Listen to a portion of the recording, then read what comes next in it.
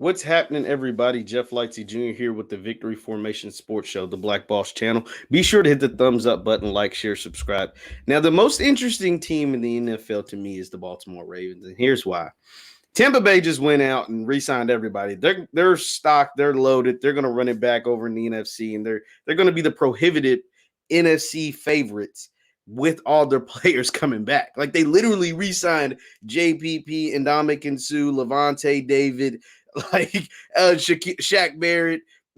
Brady restructured his deal. Gronk's coming back. Like Chris Godwin got franchise tag. Like they literally are running it back completely. Like the only people left, I think, is like Leonard Fournette and AB, Antonio Brown. And those pieces are movable, right? Like those people you can move off of because AB was like the third receiver and Leonard Fournette was like, he came in clutch during the playoffs. Don't get me wrong, clutch during the playoffs and Super Bowl, but you can replace Leonard Fournette. When you got everything else re-signed and you got your left tackle back, Donovan Smith, like you can replace Leonard Fournette. Let's just be honest.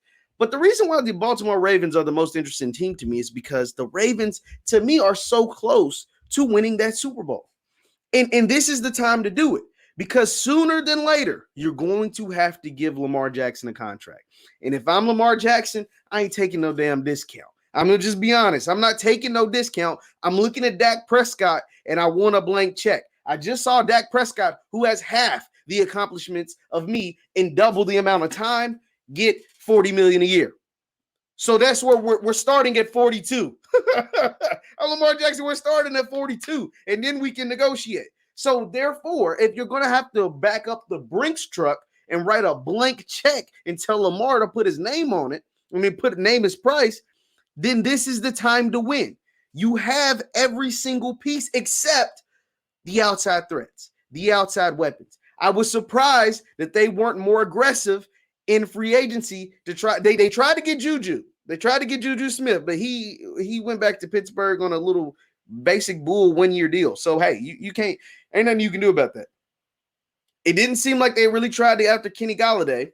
So, it looks like they're going to have to use the draft to get playmakers on the outside. They have the number one running game in the NFL. They still have a really good offensive line. They're going to have to do something about the right tackle, left tackle problem because their left tackle, the original left tackle, Orlando Brown was the right tackle, and their left tackle's coming back from injury, Ronnie Stanley. And so they're going to have to figure that out because Orlando Brown wants to play left tackle, and so something's going to have to be fixed there. But regardless, they have an abundance of really good offensive linemen. J.K. Dobbins replacing Mark Ingram, that'll be no problem. He's going to have another great year. They're going to have to fix the outside weapons, though. Hollywood Brown is not a number one receiver. So you're going to have to draft the number one receiver. Who's going to be available late in the first round where the Ravens pick? I saw a mock draft today. Mel Kiper had them picking Terrence Marshall out of LSU. He's a really good receiver. So that wouldn't be a bad pick. But I think you're going to have to get two receivers in this draft. I think you're going to have to get a Terrence Marshall and another player. A Terrence Marshall and a Rashad Bateman. A Terrence Marshall and a Dez Fitzpatrick out of Louisville, a guy Lamar Jackson actually knows that'll be available in the second, third, or maybe even fourth round, who had a really good senior bowl rather. So those are the things you're going to have to do address because the thing is the Baltimore defense is still stout. The Baltimore defense is still really, really good. But here's the problem. People are obviously the Chiefs are going to be the cream of the crop. Everybody's going to go ride with the Chiefs. Everybody's going to hang their hat on the Chiefs because they have Patrick Mahomes and Andy Reid. And now more people are jumping onto this Buffalo bandwagon. The Buffalo Bills are looking good. The Buffalo Bills do have a really good team. The Buffalo Bills are seeing improvement in Josh Allen every single year. So if you're Lamar Jackson, this is the year you have to beat Buffalo. This is the year that you have to beat Kansas City because both with Buffalo and Lamar Jackson and the Ravens, these guys are going to have to pay their quarterbacks. Josh Allen just saw Dak get paid too. The two happiest people to see Dak get his money were Lamar Jackson and Josh Allen because both of them have accomplished more than Dak has accomplished as a Cowboy. Both of them have accomplished more with their respective teams. So, but this is the year Baltimore has to beat them. And the only way to beat them, Lamar has to improve. I'm not gonna take that away. He has to improve as a passer. But part of the way to improve as a passer is to get him a number one guy. I would have preferred if it was a veteran receiver. You saw what Stephon Diggs did for Josh Allen, a veteran receiver that is tough that you can get on the market. Maybe, I don't know, Odell Beckham. I believe Odell Beckham is good, but they won't. I take that back. They won't trade Odell Beckham in division. He plays for the Browns. They won't trade him in division. Luckily for the Ravens, though, the Browns have improved. I'm not gonna act like they haven't. They have definitely improved. The weakest part of the team was their secondary, and they went out and got 2 secondary pieces from the Rams. 2, a nickel corner and a safety from the Rams. They already have a really good corner in Denzel Ward. As long as he can stay healthy, they'll get Greedy Williams back if he's healthy, and then Grant Delpit, if he gets healthy, they'll have a solid secondary. So, but the thing that'll work in the Ravens' favors, I think the Steelers will take a step back.